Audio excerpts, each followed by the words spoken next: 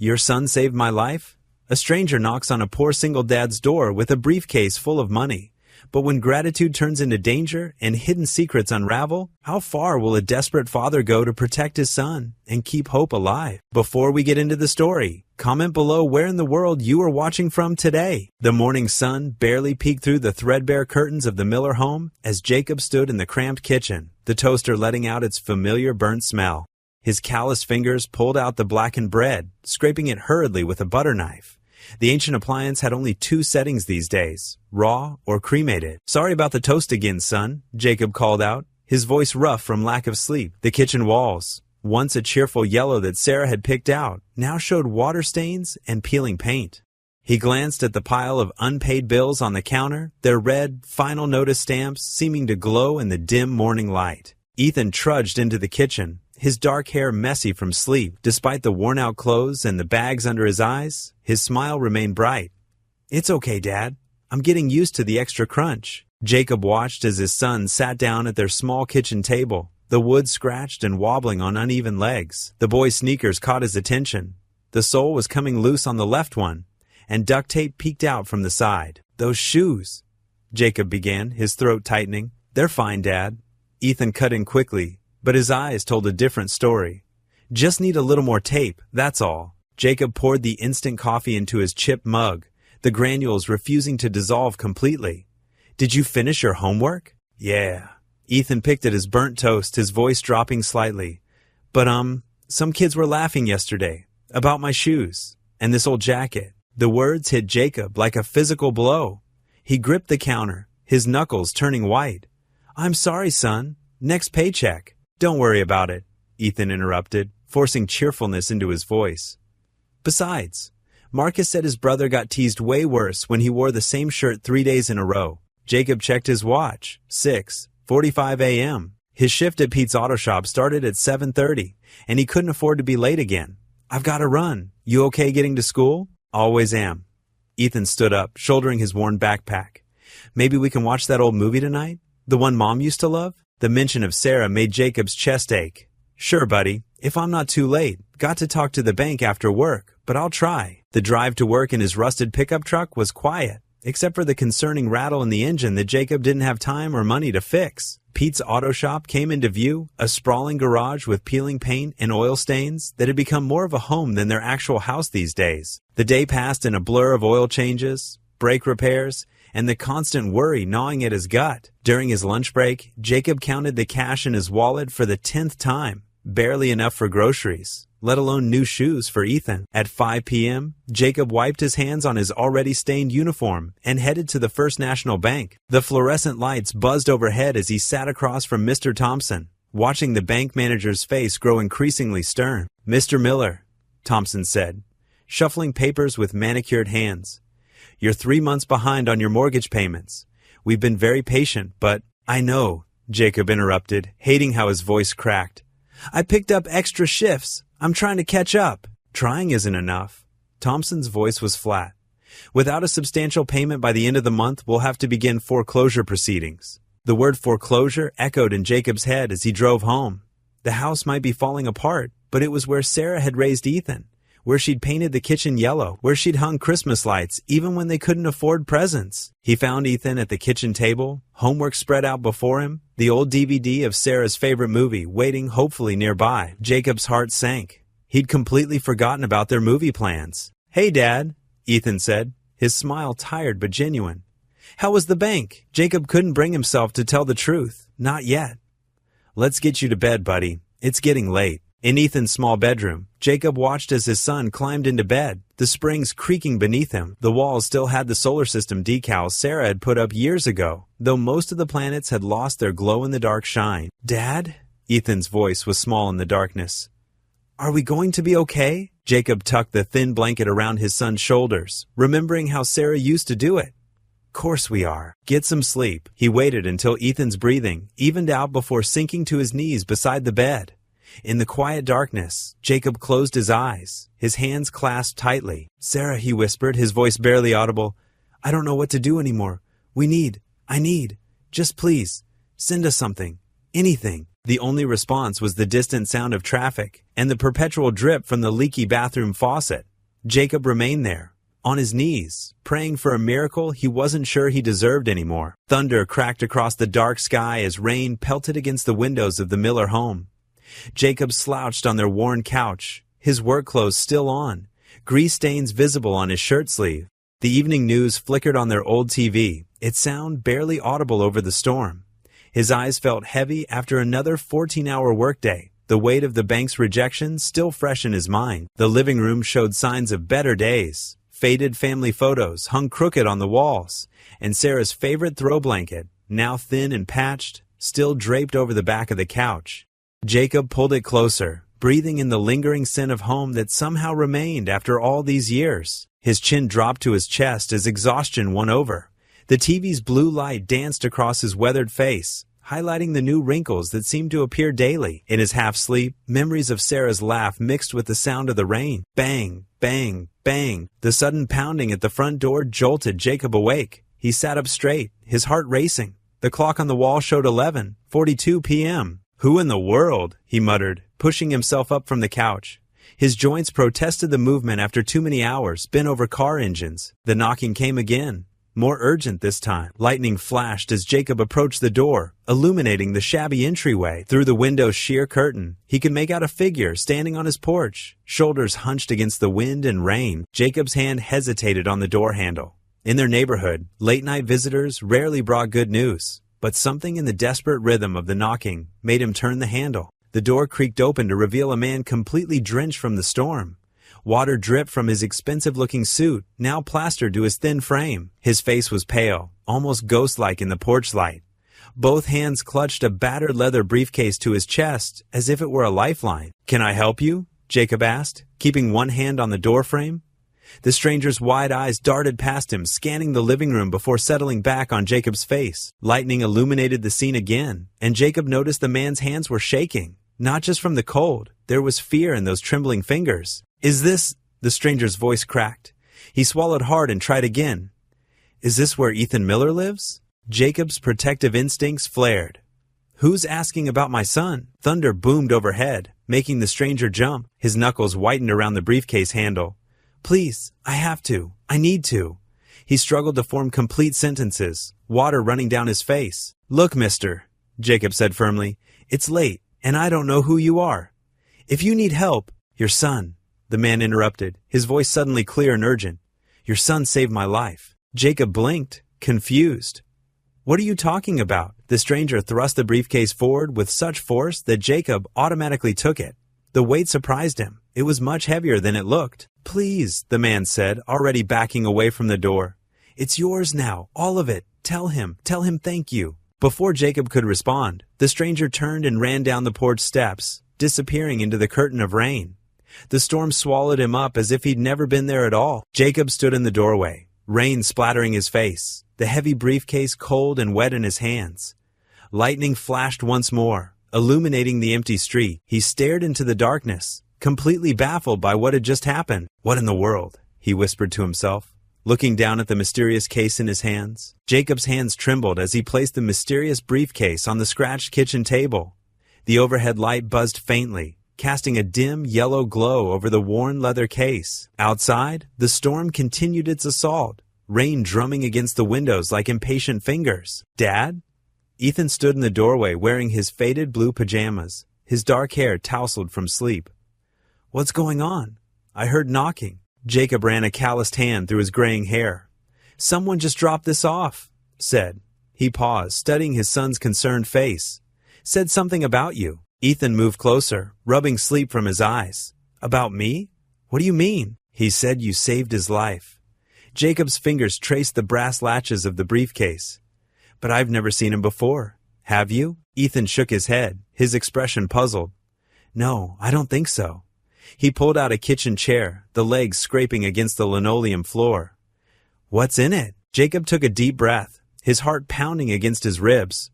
With careful movements, he released the latches.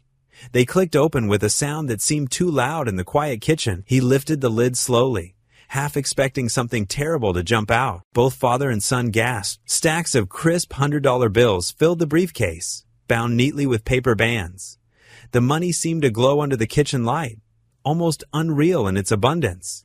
Ethan reached out to touch one of the bundles, but pulled his hand back quickly, as if the bills might burn his fingers. "Oh my God," Ethan whispered. "Dad, how much is there?" Jacob's hand shook as he lifted one of the stacks. The paper felt real enough, the texture, the weight. He'd handled enough cash at the garage to know genuine bills. These weren't counterfeits, at least not obvious ones. "This can't be right," Jacob muttered, more to himself than to Ethan. "This has to be some kind of setup."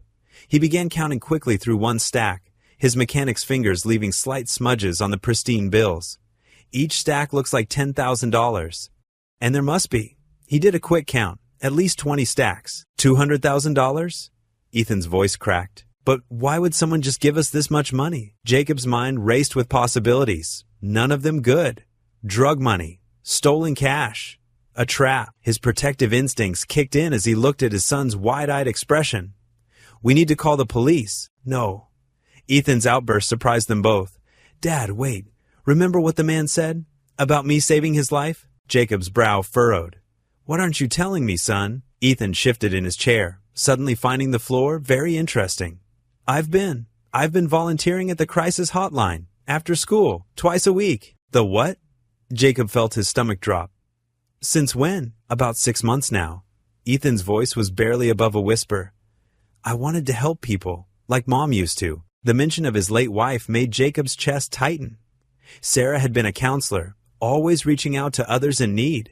He could see so much of her in Ethan's gentle nature. "Why didn't you tell me?" Jacob asked softly. "I didn't want you to worry." Ethan looked up, his eyes glistening. "And I thought you might say no. But Dad, we help people. Really help them. Maybe that man, the one who came tonight, maybe he was someone I talked to." Jacob stared at the money, then at his son, his mind wrestling with the situation. The mortgage was 3 months behind. Ethan needed new shoes, school supplies, so many things he couldn't provide. This money could change everything. But the risk, the danger. Thunder boomed outside, making them both jump. Jacob quickly closed the briefcase, his decision made. "Help me with this," he said, standing up. "We need to hide it until we figure out what to do." They carried the briefcase to Jacob's bedroom, the floorboards creaking beneath their feet. Together, they slid it under his bed, pushing it far back against the wall. "Ethan," Jacob gripped his son's shoulders, looking him straight in the eyes. "Listen to me carefully. You can't tell anyone about this. Not your friends, not your teachers, no one. Do you understand?" Ethan nodded solemnly. "I promise, Dad." "Good." Jacob pulled him into a tight hug, breathing in the familiar scent of his son's shampoo. "Now get some sleep. We've got a lot to think about tomorrow." After Ethan left, Jacob lay in his bed, staring at the ceiling as lightning occasionally illuminated the room. The briefcase seemed to pulse beneath him like a second heartbeat. His mind cycled through endless scenarios, some hopeful, others terrifying. The money could save their home, give Ethan a real future. But at what cost? What strings were attached to this unexpected gift? The stranger's words echoed in his head. "Your son saved my life." Was it really that simple? Sleep refused to come. As the storm gradually died down outside, Jacob remained awake, caught between overwhelming relief and gut-wrenching fear, while the briefcase full of money lay hidden beneath his bed like a ticking time bomb. Morning sunlight streamed through the cracked kitchen window, illuminating dust motes dancing in the air. Jacob sat at the table, surrounded by a sea of overdue bills, each stamped with angry red letters. His weathered hands carefully counted out crisp bills from the briefcase, still hardly believing they were real. The electric company's notice, $340, $2.86, paid. The mortgage payment, $156, paid. The credit card bill that had been keeping him up at night, $789.43, paid. One by one, Jacob stuffed payments into envelopes, each sealed with trembling fingers. "Dad?" Ethan's voice came from the hallway. He stood there in his worn pajamas, hair tousled from sleep. "Are you okay?" Jacob managed a small smile. "Better than okay, son. Get dressed. We're going shopping before school." At Foot Locker, Ethan's eyes widened at the wall of pristine sneakers. He'd grown used to thrift store finds and hand-me-downs, learning early not to ask for new things. "Really, Dad? Are you sure?" "Try these on," Jacob said, handing him a pair of Nike basketball shoes, the kind Ethan had been eyeing through store windows for months. The price tag made Jacob wince out of habit, but for once, He pushed the worry aside. Ethan slipped them on, his face lighting up. They fit perfect. He stood, bouncing on his toes, examining his reflection in the mirror. The old, scuffed shoes he'd been wearing sat discarded, their holes and worn soles a stark reminder of their struggles. "We'll take them," Jacob told the sales clerk, pulling out crisp bills. The simple transaction felt surreal. No mental math, no checking his account balance, no quiet dread. In the car afterward, Ethan kept looking down at his new shoes. A genuine smile spread across his face. It was a smile Jacob hadn't seen in too long, the kind that reached his eyes and dimpled his cheeks, just like his mother's used to. "Thanks, Dad," Ethan said softly. "These are amazing." Jacob's throat tightened. "You deserve them, son. I'm sorry it took so long." The day passed in a blur of errands and bill payments. Jacob called in sick to his afternoon job for the first time in years, using the time to catch up on house repairs he'd been putting off. He fixed the leaky faucet that had been driving them crazy for months, replaced the burnt-out porch light, and even bought groceries, real groceries, not just the bare necessities. That evening, Jacob prepared a proper dinner: chicken, fresh vegetables, and actual bread from the bakery instead of the day-old discount rack. The kitchen filled with warm, homey aromas that reminded him of better times. As they sat down to eat, Jacob studied his son's face. Something had been nagging at him all day. "Ethan, about that man last night." Ethan looked up from his plate, his fork pausing midway to his mouth. "Yeah? He said you saved his life." Jacob watched carefully as confusion crossed Ethan's features. "But you didn't recognize him?" Ethan set his fork down, his shoulders tensing slightly. "No, I didn't. I've never seen him before." "Are you sure?" "Think carefully." Ethan pushed his peas around his plate, avoiding his father's gaze. "Well," he hesitated, then took a deep breath. "There's something I haven't told you." Jacob leaned forward, his dinner forgotten. "What is it?" "I've been volunteering at the Community Crisis Hotline." The words came out in a rush. "After school, twice a week. I told you I was doing extra math tutoring, but..." He trailed off, looking guilty. Jacob blinked, surprised. "The Crisis Hotline? But you're only 15. How did they..." "Mrs. Peterson runs it, you know, from church. She made an exception because she said I have a good way with words." Ethan's voice grew stronger as he continued. "We take calls from people who are struggling, who need someone to talk to. Everything's anonymous. We never know their names, and they don't know ours." A memory stirred in Jacob's mind.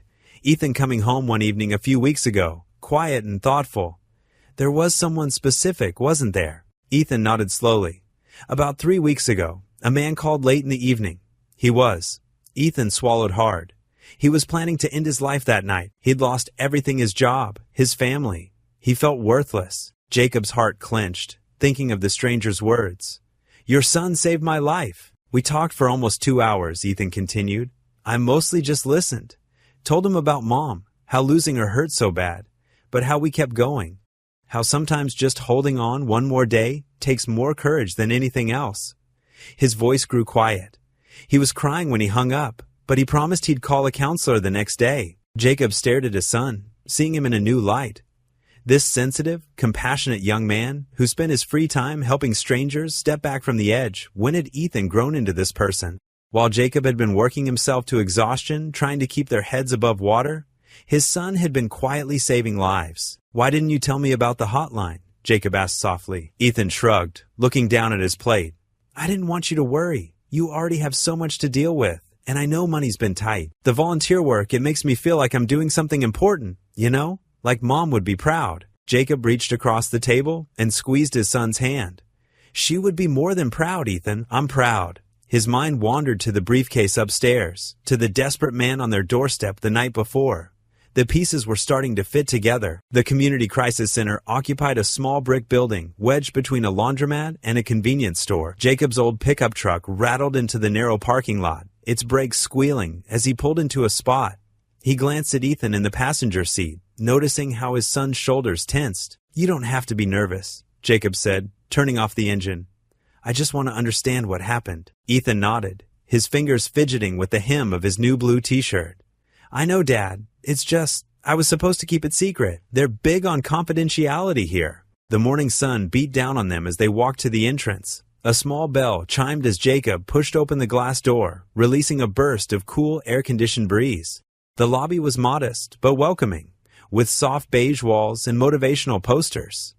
A middle-aged woman with kind eyes looked up from the reception desk. "Can I help you?" she asked, her smile warm and professional. "Yes, ma'am," Jacob replied, placing a gentle hand on Ethan's shoulder. "My son volunteers here, and I'd like to speak with the director if possible." The woman's eyes lit up with recognition. "Oh, you must be Ethan's father. I'm Sarah, the morning coordinator. Dr. Matthews is in her office. She'll be thrilled to meet you." They followed Sarah down a short hallway lined with more inspirational artwork. She knocked on a door marked director and poked her head in. "Linda? Ethan Miller and his father are here." Dr. Linda Matthews was a tall woman with silver-streaked hair and wire-rimmed glasses. She stood up from behind her desk, her face breaking into a genuine smile. "Ethan, what a wonderful surprise. Please, both of you, come in." The office was small but tidy, with certificates on the walls and a small potted plant on the windowsill. Jacob and Ethan settled into 2 chairs facing the desk. "Mr. Miller," Dr. Matthews began, "your son is one of our most gifted volunteers. I hope you're not here because of any concerns." Jacob shifted in his chair. "Actually, I only just learned about his volunteering. I was hoping you could tell me more about what he does here." Dr. Matthews glanced at Ethan, who gave a small nod. "Well, with proper training and supervision, our youth volunteers man the crisis hotline. They provide a sympathetic ear and often connect deeply with callers who might be hesitant to speak with adults." She reached for a folder on her desk. "In fact, we had a remarkable situation just last week. Ethan, would you mind if I shared this with your father?" Ethan's eyes widened slightly, but he nodded again. A man called late one night, clearly in crisis. He'd lost everything: his job, his savings, his sense of purpose. He was. "Doctor?" Matthews paused, choosing her words carefully, considering drastic actions.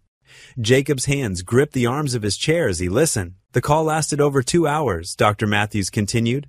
"Our volunteer, Ethan, spoke with such genuine compassion. He shared his own experience of loss, of feeling hopeless after his mother passed away."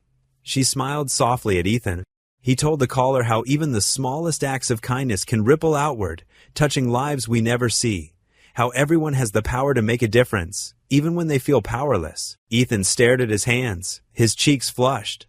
Jacob felt his throat tighten with emotion. By the end of the call, Dr. Matthews said, the man had completely changed his perspective. He promised to keep living, to find a way to help others despite his own struggles. It was one of the most powerful conversations I've ever witnessed in my 15 years here. Jacob looked at his son with new eyes. This thoughtful, compassionate young man who saved lives while he wasn't looking. When had Ethan grown so wise? The caller asked for Ethan's name, Dr. Matthews added. Of course, we never reveal that information, but he insisted on leaving a message.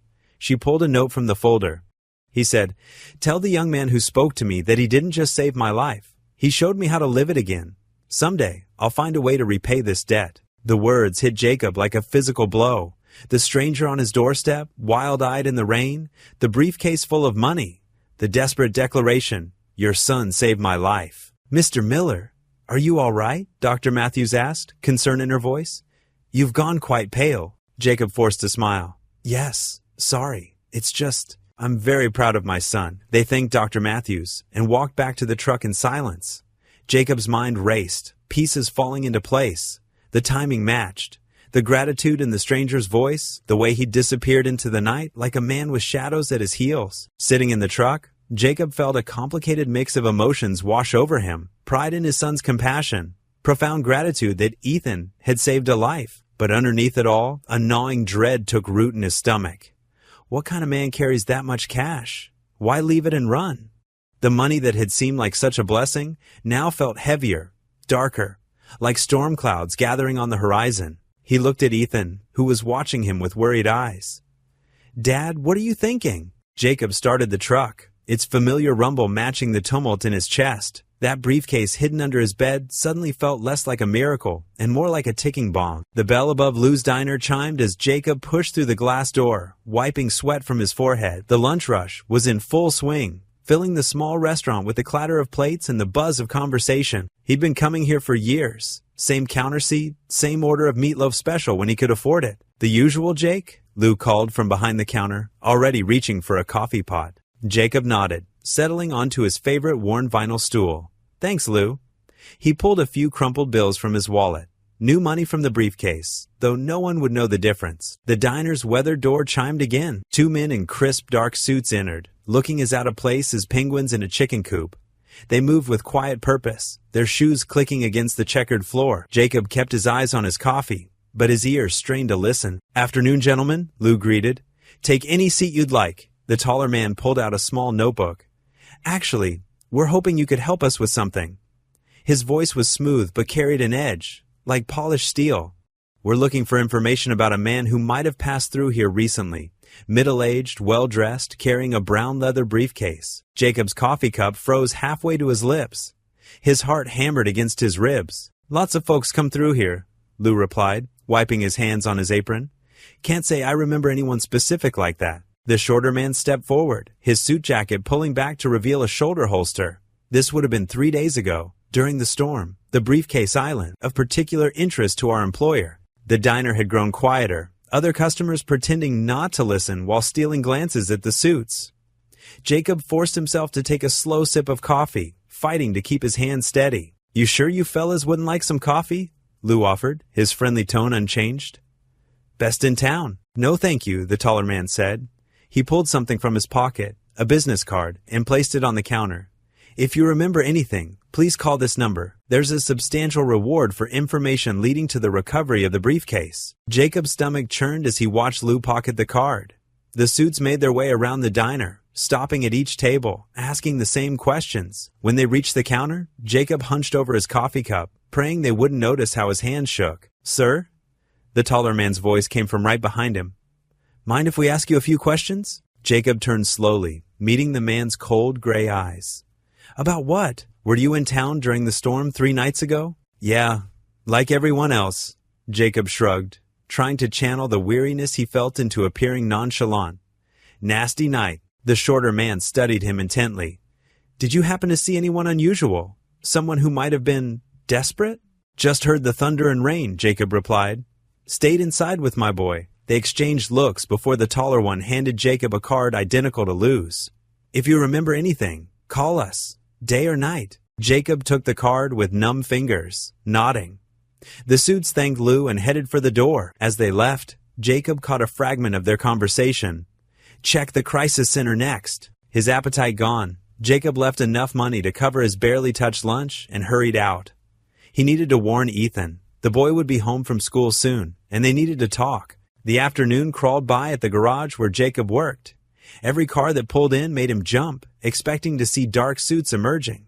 By the time he got home, his nerves were frayed to breaking. Ethan sat at the kitchen table doing homework, looking up as Jacob burst through the door. "Dad, what's wrong?" Jacob threw all 3 deadbolts and checked the windows. "Pack a bag," he ordered. "Just in case." "What? Why?" Some men were asking questions in town today. Jacob's voice was tight. "About the briefcase. About the night of the storm." He checked another window. "They're looking for it, son, and they're not the kind of men who take no for an answer." Ethan's face paled. "What do we do?" Jacob slumped into a kitchen chair, the weight of their situation pressing down on his shoulders. He looked at his son, really looked at him, and saw the fear creeping into those young eyes. The same eyes that had sparked with joy just days ago when they'd bought new shoes. The same eyes that had given a stranger hope to keep living. Moving methodically through the house, Jacob checked every lock again. He pulled the curtains closed and moved the briefcase from under the bed to a loose floorboard in the hall closet. Finally, he sat back down across from Ethan. "This money," Jacob said quietly, "could cost us everything." The kitchen clock ticked loudly in the silence that followed. Outside, a car drove past, its headlights sweeping across their curtained windows. Father and son sat in the growing darkness, the gravity of their situation settling around them like a heavy blanket. Jacob sat at his kitchen table late one night, the briefcase open before him. Stacks of crisp bills caught the dim light of his desk lamp. His weathered hands trembled as he counted out several bundles, carefully arranging them into smaller piles. "What are you doing, Dad?" Ethan's voice made him jump. His son stood in the doorway, hair tousled from sleep. Jacob took a deep breath. "Come here, son." He pulled out a chair. "Remember Mrs. Henderson next door? The one whose husband passed last year?" Ethan nodded, sliding into the seat. "She's been having trouble paying her rent. I heard her crying on her porch yesterday." "That's right." Jacob picked up one of the smaller stacks. "I was thinking, If this money came to us through an act of kindness, maybe that's how we should use it. The next morning, Jacob walked to the church before his shift at the garage. Pastor Mike was examining the leaking roof, shaking his head at the water damage. "Morning, Pastor," Jacob called out. "Jacob, what brings you by so early?" Jacob pulled an envelope from his jacket. "Anonymous donation for the roof repairs. Someone wanted to help but didn't want recognition." Pastor Mike's eyes widened as he opened the envelope. This is exactly what we needed.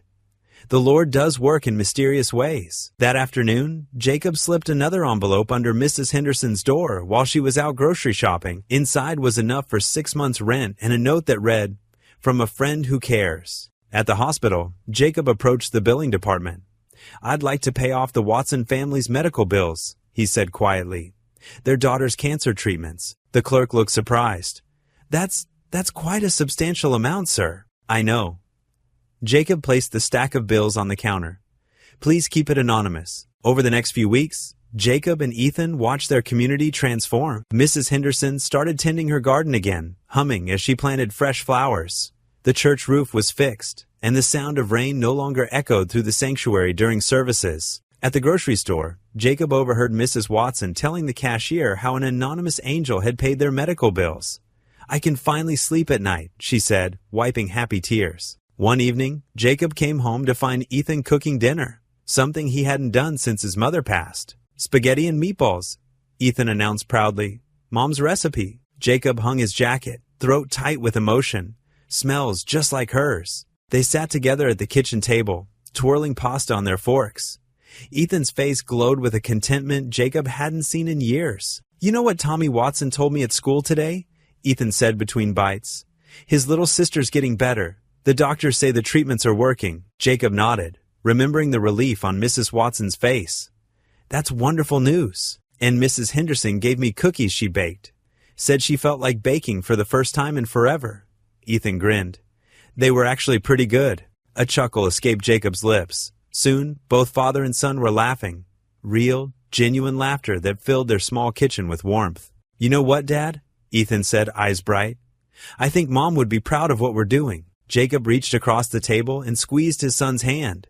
For the first time since finding the briefcase, the weight of worry lifted from his shoulders. In its place was something lighter, sweeter, the joy of giving, of making a difference. They finished dinner, sharing stories about the small changes they'd noticed around town. The way people smiled more, held doors open, passed along kind gestures of their own. Their secret acts of generosity had planted seeds of hope that were beginning to bloom. As they cleared the dishes together, their laughter mingled with the clinking of plates.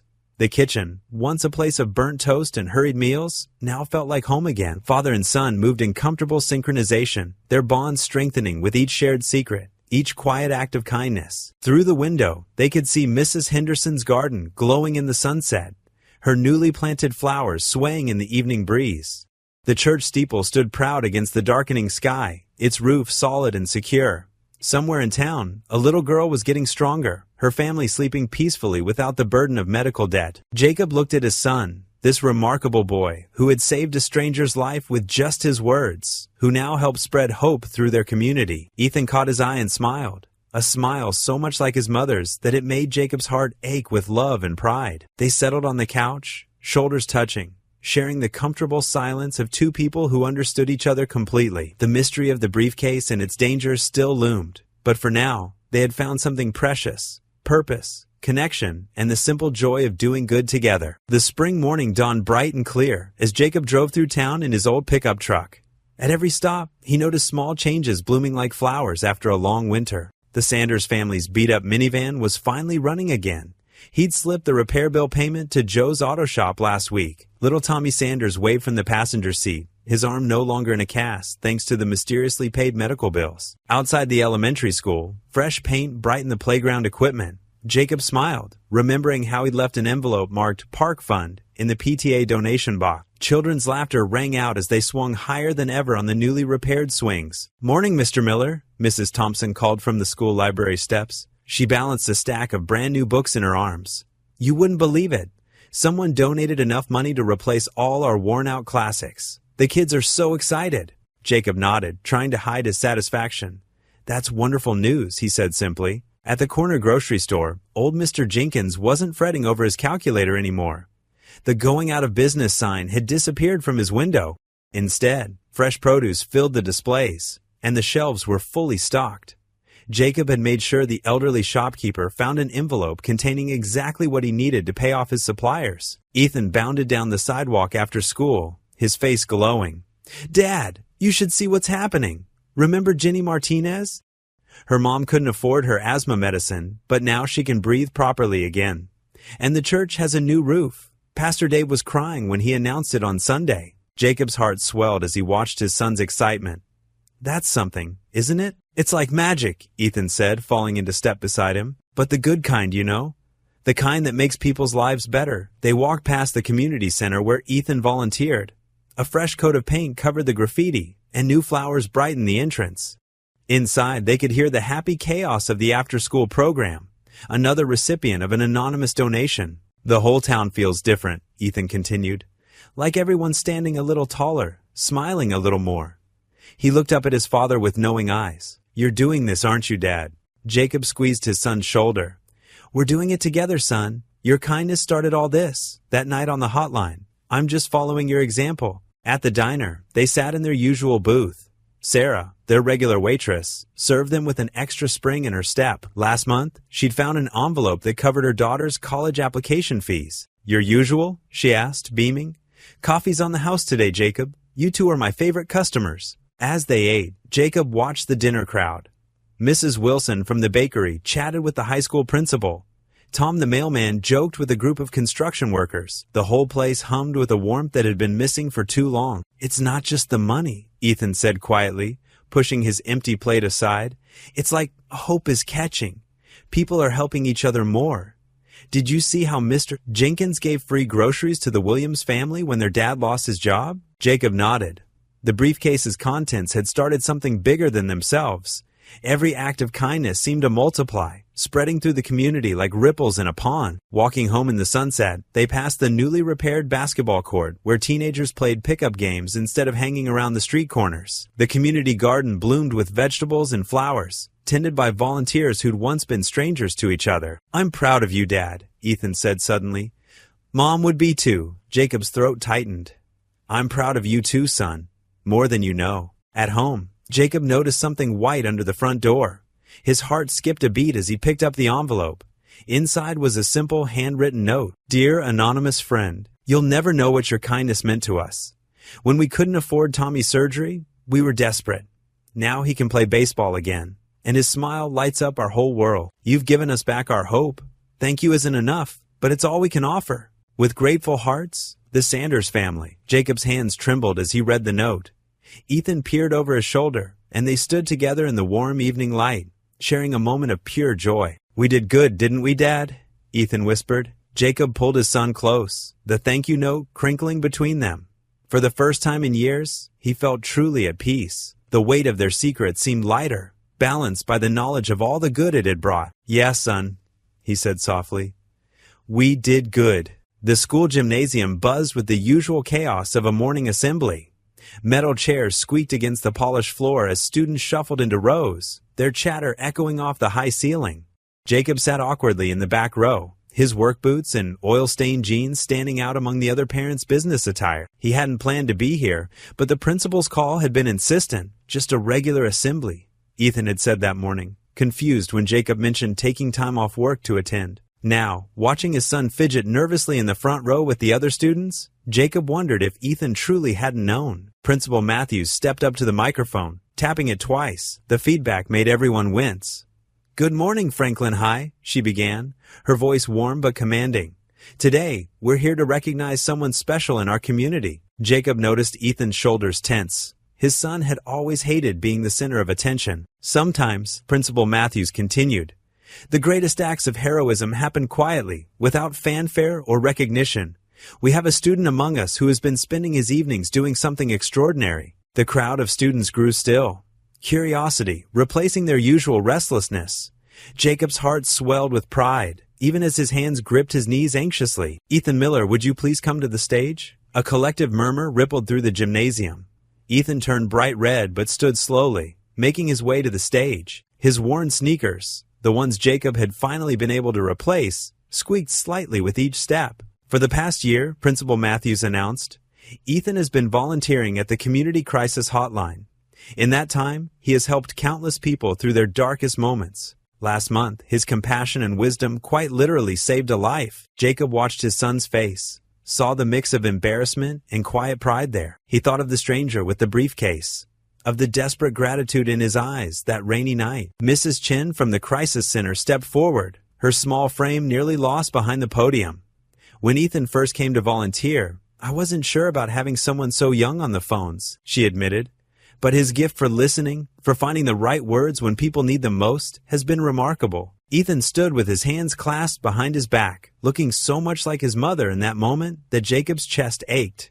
Sarah had always known exactly what to say to comfort others too. One night last month, Mrs. Chin continued, Ethan spoke to someone who had lost all hope. For 2 hours, he listened, shared, and ultimately convinced this person that their life had value. That caller later reached out to tell us that without Ethan's words that night, they wouldn't be here today. The gymnasium had grown completely silent. Jacob could see students looking at Ethan with new eyes, perhaps realizing for the first time that the quiet boy who sat next to them in math class was capable of such profound impact. For his dedication, compassion, and life-saving service, Principal Matthews said, we present Ethan with the Franklin High Community Service Award. She handed Ethan a small plaque. He accepted it with trembling hands, looking smaller than usual under the bright gymnasium lights. Would you like to say a few words? Principal Matthews asked gently. Ethan stepped to the microphone, clearing his throat. He started, then paused, taking a deep breath. I started volunteering because my mom always said that sometimes people just need someone to listen, that everyone deserves to be heard. His voice grew stronger. You never know what someone's going through. Sometimes a small act of kindness can change everything. The first person to stand was Tommy Sanders, the boy whose family van Jacob had helped fix. Then Sarah Williams, whose mother's medical bills had mysteriously been paid. One by one, students and teachers rose to their feet, applause building like thunder in the gymnasium. Jacob stood too, wiping his eyes with the back of his hand. He saw Ethan searching the crowd until their eyes met. In that moment, father and son shared a look of understanding. About the briefcase, about the choices they'd made, about the ripples of kindness spreading through their community. After the assembly, they walked together to Jacob's truck in the parking lot. Ethan clutched his plaque, still looking dazed. Did you know about this? He asked. Jacob shook his head. Principal Matthews just said I should come. I'm proud of you, son. Your mother would be too. Ethan's smile was soft but genuine. Thanks, Dad. He glanced at the plaque. I didn't do it for recognition, though. I just wanted to help. I know, Jacob said, pulling him into a quick, rough hug. That's what makes it even more special. They were almost to the truck when Jacob's steps faltered. Across the street, partially hidden in the shadow of the coffee shop, stood 2 men in dark suits. They weren't moving, weren't speaking, just watching. Jacob recognized them from the diner, felt the weight of their stares like ice down his spine. Get in the truck, Ethan, he said quietly, keeping his voice steady despite his racing heart. He waited until his son was safely inside before walking around to the driver's side, feeling those eyes on him every step of the way. As he started the engine, Jacob glanced in the rearview mirror. The men remained motionless, their presence a silent warning that this moment of triumph might be shorter-lived than he'd hoped. The clock on Jacob's kitchen wall ticked past 11. He sat at the table, paper spread before him, tracking the money they'd quietly distributed throughout town. The house was silent, except for the occasional creaks of the old wooden floors and Ethan's soft snoring from upstairs. A sharp rap at the door made Jacob's heart skip. He froze, pen hovering over his notepad. The knock came again, more urgent this time. Rising slowly, he moved to the window and peered through a gap in the curtains. His breath caught in his throat. The stranger from that stormy night stood on his porch, but he was barely recognizable. His once neat appearance had deteriorated completely. A dark bruise bloomed across his left cheekbone, and his suit was torn and dirty. He kept glancing over his shoulder into the darkness. Jacob's hand trembled as he reached for the door handle. Common sense told him to leave it locked, to call the police, but something in the man's desperate expression made him hesitate. After a moment's internal struggle, he opened the door. Please, the stranger whispered hoarsely, I have to warn you. Jacob stepped back, allowing him inside. Under the kitchen light, the stranger looked even worse. His lip was split, and dried blood stained his collar. He collapsed into a kitchen chair, shaking. I should have told you everything from the start, he he said, running trembling fingers through his disheveled hair. The money. It wasn't mine to give. Jacob's stomach clenched. He'd suspected as much, but hearing it confirmed made his mouth go dry. Where did it come from? My former employer, Richard Crane. The stranger's voice cracked. He owns half the businesses in the next county. Everyone thinks he's a respected businessman, but it's all a facade. The money in that briefcase? It's evidence of his crimes. Payoffs, bribes, blackmail. Jacob sank into the chair across from him. Why did you take it? I was his accountant. I saw everything, the corruption, the people he ruined. The stranger's eyes darted to the window. I couldn't take it anymore. When your son talked to me that night on the hotline, he made me realize I had to do something. So I grabbed the briefcase and ran. A car passed outside, its headlights sweeping across the kitchen walls. The stranger flinched violently. Crane's looking for me. For the money. He's got people everywhere. Private security, corrupt cops on his payroll. His voice dropped to a whisper. I thought giving it away would protect me somehow. Make it disappear. But he won't stop until he gets it back. Jacob thought of the men in suits he'd seen around town. His blood ran cold. These people who are looking. They're dangerous, Mr. Miller. Crane doesn't care who gets hurt. The stranger gripped the edge of the table. I've seen what happens to people who cross him. You and your son need to... A dog barked somewhere down the street. The stranger jerked to his feet, nearly knocking over his chair. He's close. Too close. Panic filled his eyes. I shouldn't have come. I'm sorry. I'm so sorry. Wait. Jacob reached for him. Tell me what to do. How do we fix this? But the stranger was already backing toward the door.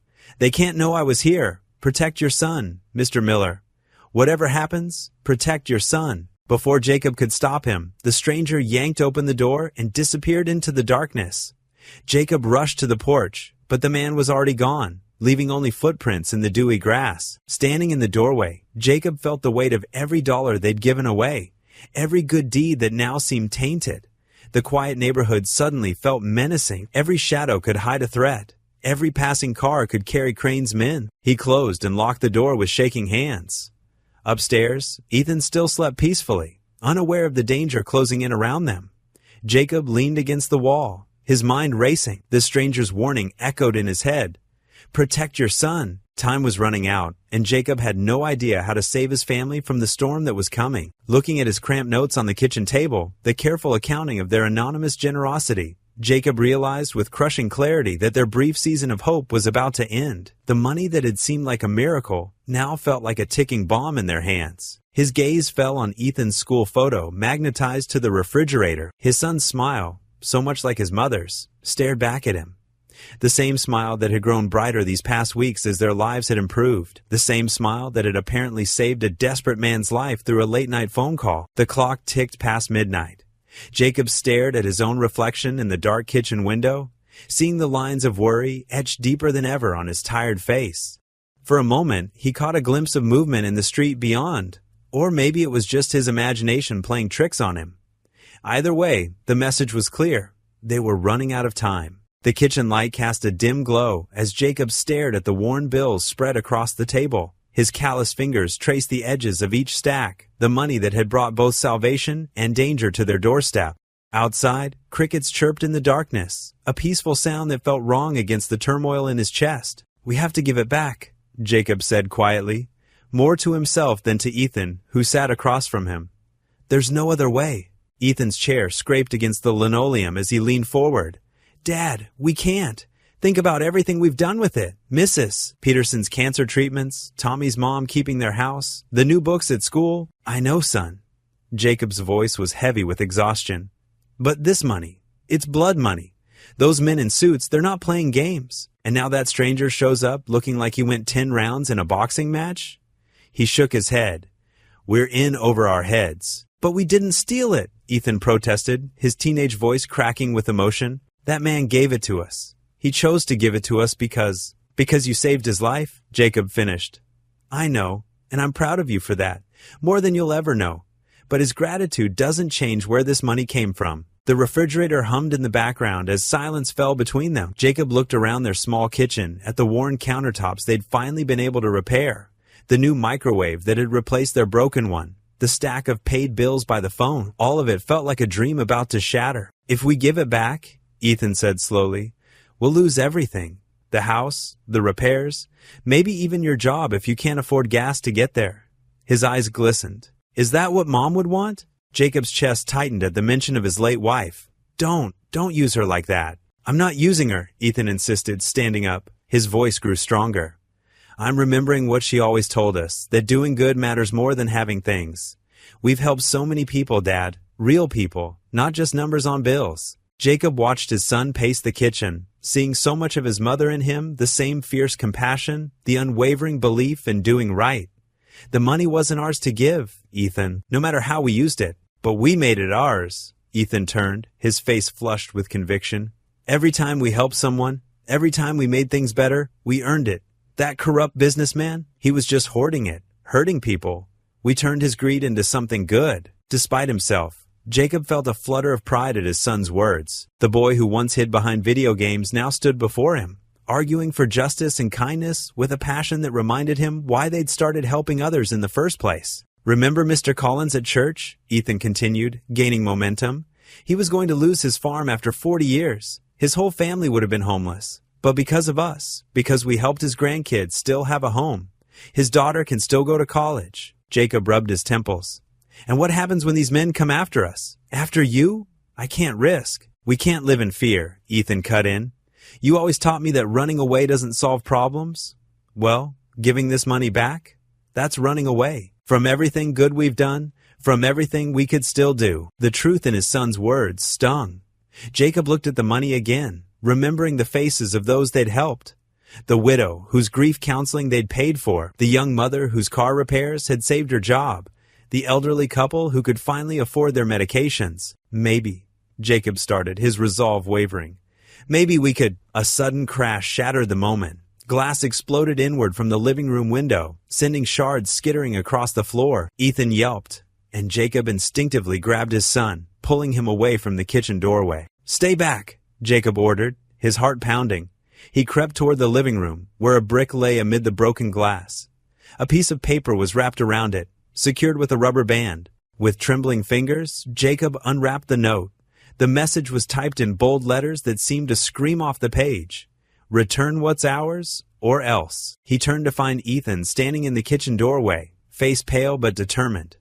The brick in Jacob's hand felt as heavy as their decision, the jagged edges cutting into his palm like the choice they now faced. The first rays of morning sunlight crept across the driveway as Jacob stepped outside, his work boots crunching on loose gravel. The air felt heavy with morning dew, but something else too, a thickness that made the hair on his neck stand up. He reached for his truck keys, then froze mid-step. His old pickup sat wounded in the driveway. All 4 tires were slashed, deep cuts splitting the rubber like broken smiles. Crude words had been scratched into the faded blue paint. Last warning. The driver's side mirror hung by a wire, swaying gently in the morning breeze. Jacob's hands trembled as he touched the scarred metal. This truck had been his lifeline, carrying him to both jobs, keeping food on their table. Now it sat crippled, a message he couldn't ignore. Movement caught his eye, a dark sedan crawling past their house for the 3rd time this morning.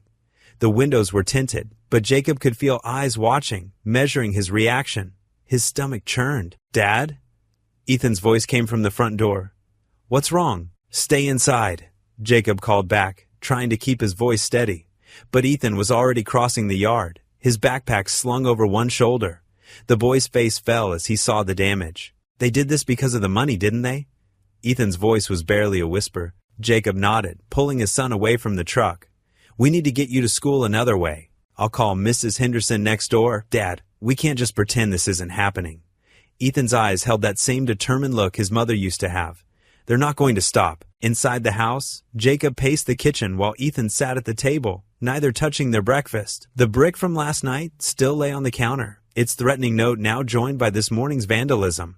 The walls seemed to close in around them. Maybe we should call the police, Ethan suggested. Jacob shook his head. And tell them what? That we took money we knew wasn't ours? Used it all over town? His voice cracked. They'd arrest me, and you'd end up in foster care. But we did good things with it. We helped people. The law doesn't care about good intentions, son. Jacob sank into a chair, his shoulders heavy. And these people, they're not the type to let the police stop them. The sound of another car passing made them both tense. Jacob moved to the window, carefully peering through the blinds. The same dark sedan. His heart pounded against his ribs. "We need to leave," he said suddenly. "Pack a bag, just essentials." Ethan stood, panic flashing across his face. "Leave? But what about school? My friends? The house? None of that matters if we're not safe." Jacob's voice came out harder than he meant it to. He softened his tone. "I'm sorry, son, but I've seen how these things go. They're watching us, sending messages. Next time, it won't be just the truck." Tears welled in Ethan's eyes. "This is all my fault. If I hadn't volunteered at the hotline..." "Stop." Jacob crossed the room and gripped his son's shoulders. "You saved that man's life. Never apologize for showing kindness. But now I might get you killed." Ethan's voice broke. The words hit Jacob like physical blows. His son's face, usually so bright with hope, was twisted with fear and guilt. In that moment, Jacob saw not the teenager before him, but the small boy who'd cried himself to sleep after his mother's funeral, believing somehow he was to blame for her illness. Jacob pulled Ethan into a tight hug, feeling his son's shoulders shake with silent sobs. The morning sun cast their shadow on the kitchen wall, a single, merged silhouette of father and son. All their dreams of a fresh start, of helping others, of making something good from their struggles, seemed to crumble around them. "I promised your mother I'd keep you safe," Jacob whispered into his son's hair, his own tears finally breaking free. "And I don't know if I can anymore." The old wooden doors of St. Mary's Church creaked as Jacob slipped inside. Early morning light filtered through stained glass windows, casting colorful shadows across empty pews. The church smelled of wood polish and ancient hymnals, familiar and comforting from his childhood days. Jacob's footsteps echoed in the quiet sanctuary as he made his way to the front. His shoulders felt heavy, weighed down by sleepless nights and constant worry. Settling into the front pew, he leaned forward, clasped his weathered hands together, and closed his tired eyes. "I don't know what to do anymore," he whispered, his voice trembling. "Sarah, I wish you were here. You always knew the right path." A tear rolled down his cheek as he thought of his late wife. The wooden cross above the altar seemed to watch over him, patient and eternal. Sunlight caught the brass collection plate they'd helped pay for with the mysterious money, making it gleam like a reminder. "I tried to do right by the money," Jacob continued, his voice barely audible. "We helped so many people. The Wilson family's medical bills, Tommy's college fund, the church roof." He rubbed his calloused hands across his face. "But now Ethan's in danger. Our boy's in danger, Sarah." The morning silence wrapped around him like a blanket. Through the windows, he could hear birds beginning their morning songs, the world waking up to another day. Jacob sat up straighter, something shifting in his chest. "I can't keep running," he realized aloud. "Can't keep looking over my shoulder, waiting for the next threat. That's no life for Ethan." Mrs. Martinez, the elderly cleaning lady, quietly entered the church with her mop and bucket. She nodded respectfully at Jacob, but kept her distance, sensing his need for solitude. The familiar sounds of her work provided a gentle backdrop to his thoughts. Jacob's mind wandered to the police station downtown. Officer Kelly, who'd helped when kids were vandalizing the garage last year. The FBI office in the city, just an hour's drive away. They'd know what to do about corrupt businessmen and dirty money. "Maybe that's the answer," he murmured, looking up at the cross. "Maybe we need to trust in something bigger than ourselves." The idea began to take shape in his mind. They had evidence. The briefcase itself, the threatening note thrown through their window, witnesses who'd seen the mysterious men in suits. And somewhere out there, that desperate stranger who'd started it all might be willing to testify. Jacob pushed himself to his feet, his knees cracking from sitting too long. His back felt straighter now, the weight on his shoulders lighter. Mrs. Martinez looked up from her mopping, offering a gentle smile. "Bless you, Mr. Miller," she said softly. "Thank you, Rosa," he replied, managing a small smile in return. Sometimes we just need a quiet place to think. The drive home seemed shorter than usual, purpose replacing fear in his heart. He found Ethan in the kitchen, making toast and coffee, breakfast duties he'd taken over since things got bad. The boy looked up as Jacob entered, dark circles under his eyes matching his father's. "You were gone early," Ethan said, sliding a coffee mug across the counter. Jacob wrapped his hands around the warm ceramic, gathering his thoughts. "I went to church," he said finally. "Been doing a lot of thinking." Ethan sat down across from him, waiting. The kitchen clock ticked steadily in the background, marking each precious moment. "Son, I think we need to go to the authorities," Jacob said, meeting Ethan's eyes. "Tell them everything. About the stranger, the money, those men watching us. All of it." He expected argument or fear, but Ethan's face showed only relief. "Really? It's not right. Us living like this. Looking over our shoulders? Jumping at shadows? Jacob took a deep breath. Your mother would want us to do the right thing, even if it's the hard thing. Ethan nodded slowly, understanding in his eyes. The money's already done good, Dad. Whatever happens now, we know that. All those people we helped. But we can't hide anymore, Jacob added softly. Dad, we can't hide anymore, Ethan agreed, straightening in his chair. We need to be brave. Those simple words, spoken with such conviction, confirmed everything Jacob had felt in the church. They would face this together, father and son, standing up to do what was right. The morning sun streamed through their kitchen window, warming their faces, promising a new day and a chance to make things right. The old wooden doors of St. Mary's Church creaked as Jacob slipped inside. Early morning light filtered through stained glass windows, casting colorful shadows across empty pews. The church smelled of wood polish and ancient hymnals, familiar and comforting from his childhood days. Pastor Daniel sat in his usual spot near the altar, head bowed in morning prayer. He looked up as Jacob's footsteps echoed through the empty church, a warm smile spreading across his weathered face. Jacob Miller, you're here mighty early, the pastor said, his deep voice carrying across the quiet space. Jacob's hands trembled as he slid into the front pew. Pastor, I need help. I've gotten myself and Ethan into something bigger than us. The pastor's smile faded, replaced by concern. He moved to sit beside Jacob, his presence steady and reassuring. Tell me everything, son. And Jacob did. The words poured out like a flood. The mysterious stranger, the briefcase full of money, their attempts to help the community, and now the threats. His voice cracked when he described the brick through their window, the fear in Ethan's eyes. Pastor Daniels listened without interruption, his expression growing more serious with each revelation. When Jacob finished, the pastor was quiet for a long moment. You've carried this burden alone for too long, he finally said, placing a gentle hand on Jacob's shoulder. It's time to share it. But who can we trust? Jacob asked, his voice barely above a whisper. Sarah Wheeler from the crisis hotline where Ethan volunteers? She's as solid as they come. And Tom Martinez, the retired police officer who lives on Oak Street. He's helped with the church's security for years. Pastor Daniels paused thoughtfully. And we should talk to Martha Kennedy. That woman's been running the town newspaper for 30 years. She knows every skeleton and every closet within 50 miles. Jacob's chest tightened. Telling more people feels dangerous. Sometimes the most dangerous thing is facing evil alone, Pastor Daniels replied firmly. Give me an hour to get them here. True to his word. Within the hour, 3 more concerned faces joined them in the pastor's study. Sarah Wheeler, with her kind eyes and silver hair, sat straight-backed in an armchair.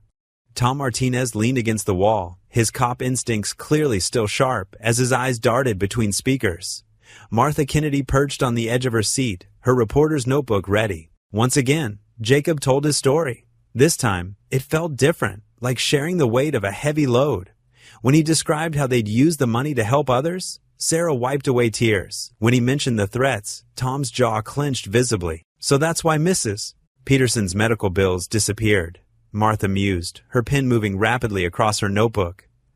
And the mysterious church roof repairs. It all makes sense now. The question is, Tom said, pushing off from the wall, who's this businessman? These kinds of tactics, vandalism, threats, they're meant to isolate you, make you feel helpless. Sarah leaned forward.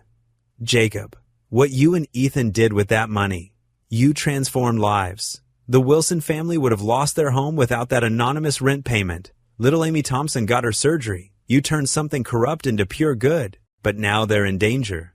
Pastor Daniels reminded them gently. We need to act. Martha stopped writing and looked up. I've been investigating corporate corruption in this region for years. A businessman with this kind of money and these tactics? I have my suspicions. Give me a description of the stranger, and I bet I can connect the dots. Jacob described the man in detail, his height, the way he moved, the peculiar scar on his right hand. Martha's eyes widened with recognition. That sounds like David Chen, former CFO of Riverside Industries, she said. He disappeared 3 months ago after allegedly discovering financial irregularities. The CEO, Richard Maxwell, claimed Chen had embezzled funds, but my sources suggested Chen had evidence of Maxwell's illegal activities. Tom nodded slowly.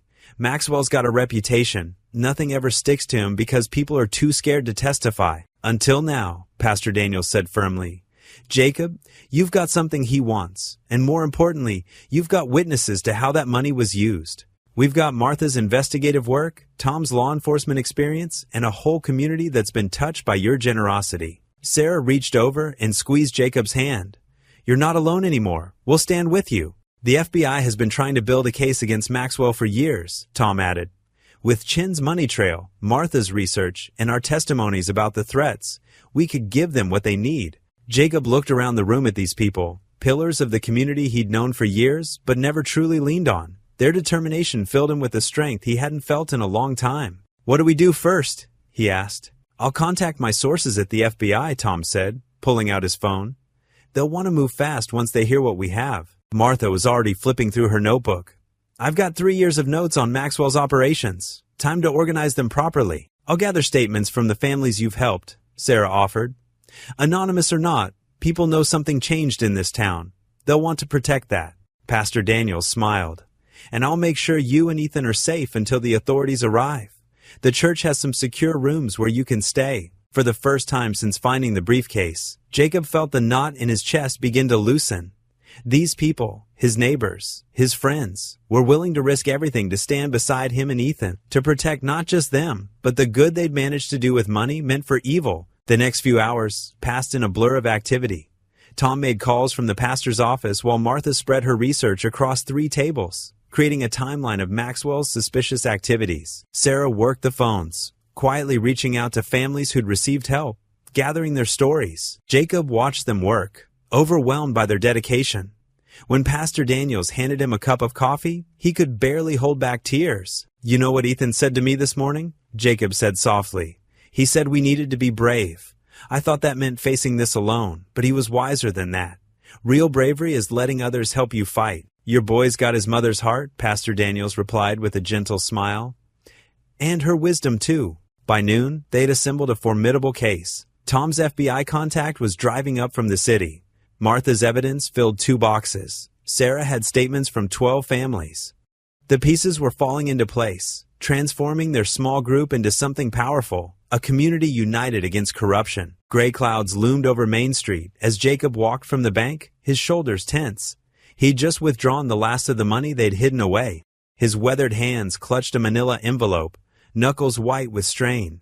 The usual morning bustle of their small town felt different today, heavier, like the air before a storm. A black SUV pulled up beside him. Jacob's heart hammered against his ribs as 2 men in dark suits stepped out.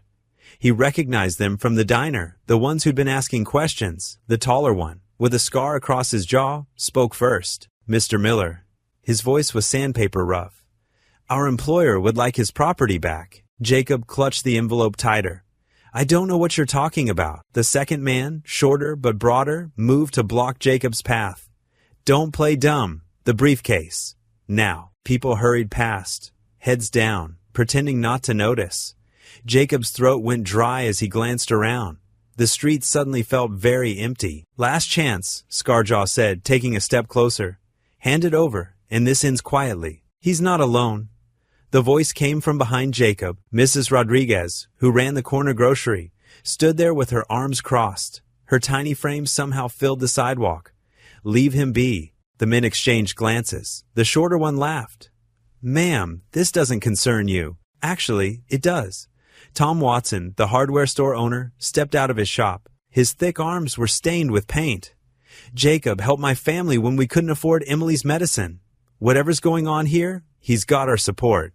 More voices joined in. Sarah from the diner. Old Mr. Peterson from the barber shop. Coach Williams from the high school. One by one, they emerged from shops and parked cars, forming a circle around Jacob. That man you work for? Sarah said, her voice sharp as nails. He's been bleeding this town dry for years, buying up properties, raising rents until families can't afford to stay. But Jacob, Mr. Peterson added, he's been doing the opposite, helping folks keep their homes, fixing what's broken. The shorter man reached inside his jacket. This isn't some small-town fairy tale. Move aside. No. The word came from everywhere at once. The crowd grew larger. Miss Thompson from the library, the Martinez family, even old Bill from the gas station, who rarely spoke to anyone. Jacob felt warmth spread through his chest. These were his neighbors, people he'd known his whole life, people who'd watched Ethan grow up, people whose lives had been touched by the money they'd used for good. Your boss? Jacob said, finding his voice at last. "He thinks money is power, but he's wrong. This," he gestured to the gathering crowd, "this is real power. Community, people looking out for each other." Scarjaw's face darkened. "You have no idea who you're dealing with." "Actually," came a new voice, "I believe we do." Pastor Daniels walked forward, holding up his phone. "The FBI has been very interested in the evidence we've gathered. The paper trail of corruption, the threats, all of it." The shorter man cursed and grabbed his partner's arm. In the distance, sirens began to wail. "It's over," Jacob said quietly. Red and blue lights flashed at both ends of the street. The men bolted for their SUV, but police cars had already blocked both exits. Officers poured out, weapons drawn. "FBI, freeze!" The crowd parted as agents and windbreakers moved in. The two men raised their hands, faces twisted with fury. Behind them, another set of officers led a handcuffed figure from a second vehicle, a well-dressed man Jacob recognized from newspaper photos. The corrupt businessman himself, finally exposed. The sirens faded to a distant whine as the cars pulled away.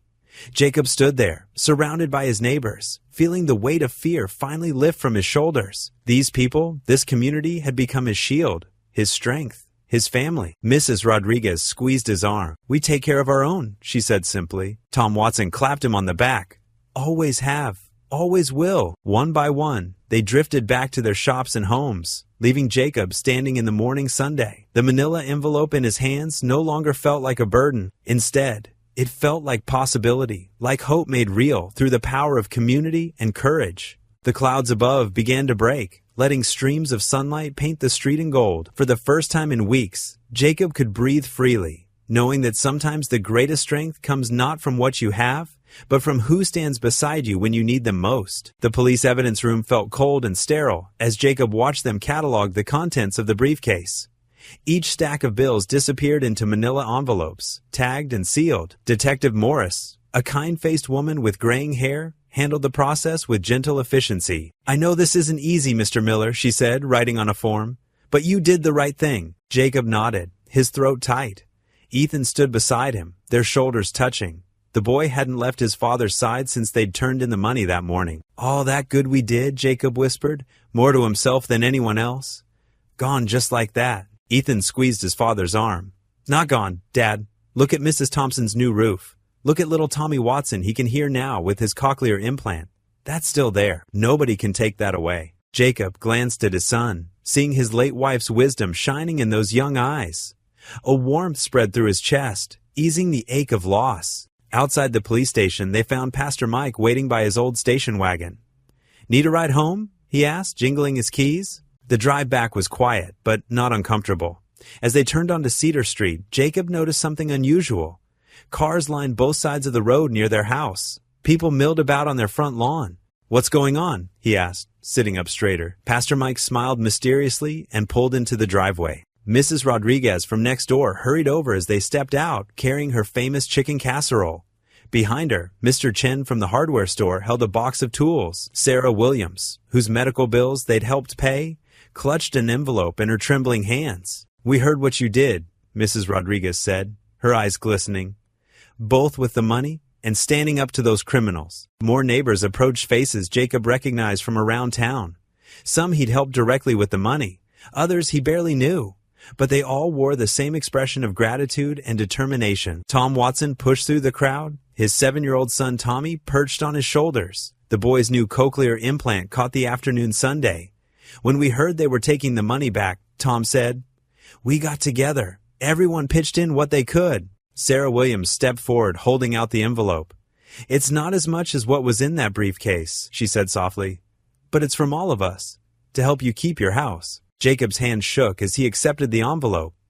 Inside, he found checks, cash, and handwritten notes of thanks. His vision blurred with tears. "We take care of our own," Mr. Chin declared, setting down his toolbox. "And your family now, both of you." More people arrived, carrying dishes of food and envelopes. Mrs. Peterson brought her famous apple pie. The high school principal came with news of a scholarship fund started in Ethan's name, honoring his work at the crisis hotline. Even gruff old Mr. Harrison, who rarely left his house, showed up with a jar full of saved coins. They set up tables in the yard, sharing food and stories. Children played on the lawn while adults discussed plans to help repair Jacob's house. The Watson kids chased each other around the oak tree, Tommy's laughter ringing clear and true, a sound that would have been impossible without the Millers' help. Ethan moved through the crowd, accepting hugs and thanks with humble grace. Jacob watched his son, seeing not just the boy who had saved a stranger's life, but a young man who had helped transform their entire community. Pastor Mike touched Jacob's shoulder. "You know," he said quietly, "sometimes the greatest miracles aren't in the grand gestures, but in how they ripple through people's hearts." Jacob looked around his yard at the faces of neighbors, become family, at the simple abundance of casseroles and pies, at the envelopes containing not just money, but love and gratitude. The loss of the briefcase's contents seemed smaller now, overshadowed by something far more valuable. Mrs. Rodriguez organized a line of people bringing food into the kitchen, turning it into an impromptu potluck. The aroma of home-cooked meals filled the house that had felt so empty just days before. Children darted between adults' legs, playing tag and giggling. Even the old house seemed to stand a little straighter, warmed by the presence of so many caring souls. Sarah Williams had started a list of home repairs needed, with neighbors signing up for different tasks. Mr. Chin was already examining the loose porch railing, muttering about having the right tools in his truck. The community's determination to help shone in every offered casserole, every scribbled note, every warm embrace. As the afternoon sun painted the sky in soft golds and pinks, Jacob found Ethan sitting on the porch steps, taking in the scene before them. He sat down beside his son, their shoulders touching just as they had in the police station. "You okay, Dad?" Ethan asked. Jacob looked at his son, really looked at him, and saw not just his boy, but his hero. "You know what, son? I think I'm better than okay." He gestured to the crowd in their yard. "This right here?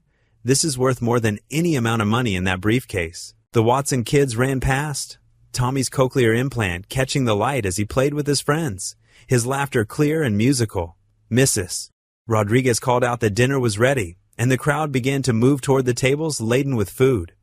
Their small house had never felt so full of life, so rich with possibility. The briefcase was gone, but what remained was something that couldn't be contained in any container, couldn't be measured in dollars and cents. It lived in the warmth of shared meals, in the strength of joined hands, in the laughter of children who could now hear, and in the hearts of people who had learned that miracles often wore the simple disguise of neighbors helping neighbors. Jacob and Ethan stood up together, ready to join their newfound family for dinner.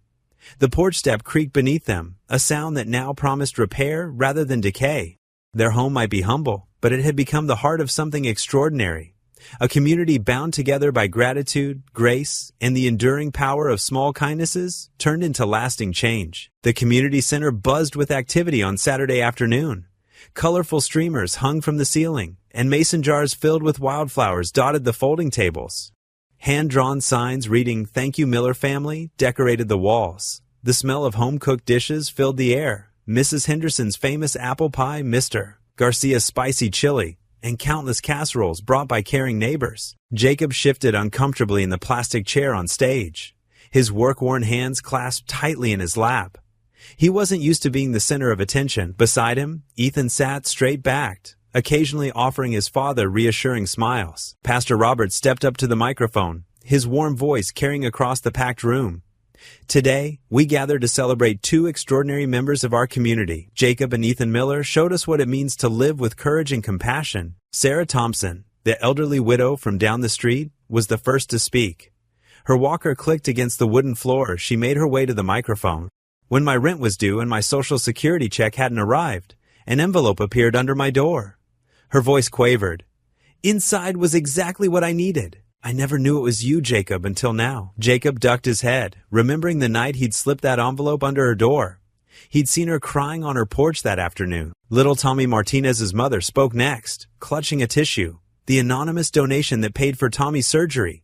She wiped her eyes. "My boy can walk now because of you, Mr. Miller." One by one, townspeople stood to share their stories. The high school principal spoke about the mysterious check that funded new textbooks. The church treasurer described how the roof repair had saved their historic building. Each story pieced together the quiet acts of kindness that had transformed their community. Miss Chen from the crisis hotline stood up, her small frame radiating pride. And let's not forget young Ethan, whose compassionate words saved a desperate man's life, like father, like son, both heroes in their own way. Jacob felt Ethan's hand slip into his. His son's palm was warm and steady, so different from the frightened boy who'd hidden under his covers during thunderstorms just a few years ago. Mayor Wilson took the stage, holding up a large envelope. When we learned what the Millers were facing, this community didn't hesitate. We've raised enough to help them keep their home and start fresh. He turned to Jacob. You gave without expecting anything in return. Now it's our turn. The envelope contained checks, cash, and pledges from nearly every family in town.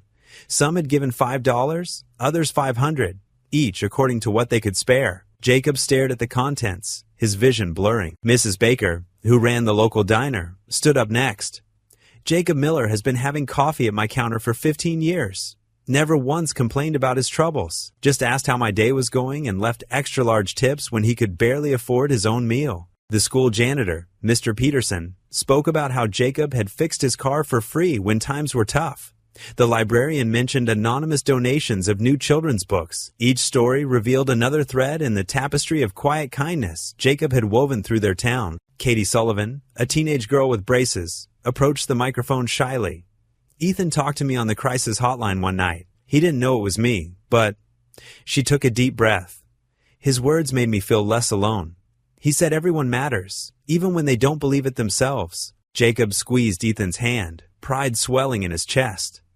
His son had inherited his mother's gift for healing hearts with words. The mayor returned to the microphone. The money you received and shared did more than pay bills or fix roofs. It showed us what we could be when we look out for each other. Spontaneously, people began standing up, applauding. The sound swelled until it filled the community center, echoing off the walls. Jacob saw tears on many faces, not of sadness, but of joy and gratitude. Ethan suddenly stood up, touching his father's shoulder before walking to the microphone. The applause quieted as he adjusted the stand to his height. His voice, though soft, carried clearly through the room. We didn't save lives with money, Ethan said, looking out at the gathered faces. We saved them with hope. The late summer breeze carried the sweet scent of freshly cut grass across the Millers' front yard. Their porch, now sporting a fresh coat of white paint and new floorboards, creaked softly under their rocking chairs. Jacob watched as golden sunlight painted the sky in brilliant shades of orange and pink, while Ethan sat beside him, both holding glasses of cold lemonade that sweated in the evening warmth. The house behind them stood proud and secure, a far cry from the shabby structure it had been just months ago. New shutters hung straight and true, the sagging gutters had been replaced, and bright flowers bloomed in window boxes Ethan had built himself in woodshop class. But more than the physical repairs, it was what the house represented now that mattered most: hope, community, and the strength of doing what's right. Jacob glanced at his son, marveling at how much older and wiser Ethan seemed these days. The boy, no young man, had grown inches taller since spring, but it wasn't just his height that had changed.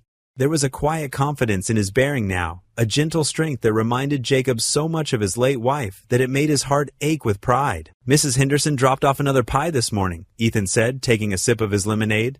That's the third one this week. Jacob chuckled, the sound warm and genuine. Pretty soon we'll have to start jogging just to keep up with all the food people keep bringing over. I like it, Ethan admitted. Not just the food, though her pies are amazing, but how everyone stops to talk now. Remember how quiet it used to be here? Jacob nodded, remembering the lonely evenings when they'd hurried from car to house, too wrapped up in their struggles to notice their neighbors. Now, the street hummed with life. Children played hopscotch on the sidewalk, couples walked their dogs in the cooling evening air, and friendly waves were exchanged like currency. The transformation hadn't happened overnight. After the drama with the briefcase and the corrupt businessman had settled, the community had rallied around them in ways Jacob never could have imagined.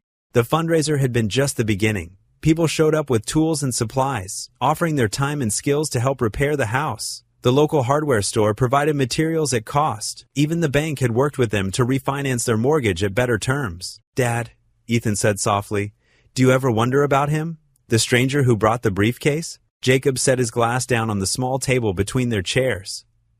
Sometimes. The police never did find him after everything went down. But wherever he is, I hope he knows what his act started, even if the money wasn't exactly clean. We made it clean though, didn't we?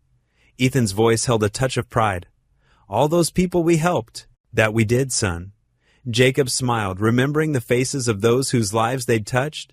The widow who'd kept her house, the kids who got new books at school, the church congregation gathering under a solid roof. Though I have to admit, for a while there, I thought we'd lose everything. Ethan turned to face his father, his expression serious. But we didn't. We gained everything instead. The truth of those words settled over them like a comfortable blanket. The street had grown quiet as the sun dipped lower, painting the clouds in deep purples and blues. One by one, stars began to peek through the darkening sky, twinkling like distant diamonds. Jacob watched as his son leaned back in his chair, looking up at the emerging constellations. The boy who used to hide in his room playing video games now volunteered 3 days a week at the crisis hotline. The same quiet voice that had once barely spoke above a whisper had found its strength in helping others find their way through dark times. The porch light clicked on automatically, another small repair that had seemed impossible months ago, casting a warm glow around them. A moth fluttered nearby, dancing in the light, as crickets began their evening chorus. Jacob felt something shift in his chest, a fullness that had been growing steadily over these past months. It wasn't just about having a secure home or knowing the bills would be paid. It was about rediscovering who they were as father and son, as members of a community, as people who could make a difference. He thought about that stormy night when a desperate stranger had knocked on their door, how close they'd come to turning away from the responsibility that came with his gift. The money was long gone now, given back or given away, but its true value had never been in the dollars themselves. The stars multiplied overhead as darkness settled in properly. A cool evening breeze rustled the leaves of the old maple tree in their yard, the same tree that had seemed ready to fall on the house last winter, but now stood strong after proper care and attention. Jacob reached over and squeezed his son's shoulder gently. Ethan turned to him, his young face open and peaceful in the porch light. The moment felt right, perfect even, for what Jacob had been wanting to say for weeks now. "Son," he said, his voice thick with emotion, "you didn't just save that man's life. You saved mine too." Ethan's eyes widened slightly, but he didn't speak. He didn't need to. Father and son sat together in comfortable silence, watching as more stars appeared in the velvet sky above them, each one a tiny point of light in the darkness, just like the small acts of kindness that had changed their world forever. The crickets sang their evening song, the breeze whispered through the trees, and the miller's porch light glowed steadily, a beacon of hope in the gathering night. What would you do if you were in their place? Comment your answer below, and let's see how you'd rewrite the ending. If you enjoyed the story of Jacob Miller, I handpicked the next story that you will enjoy. Please don't miss this one. Click here to watch it.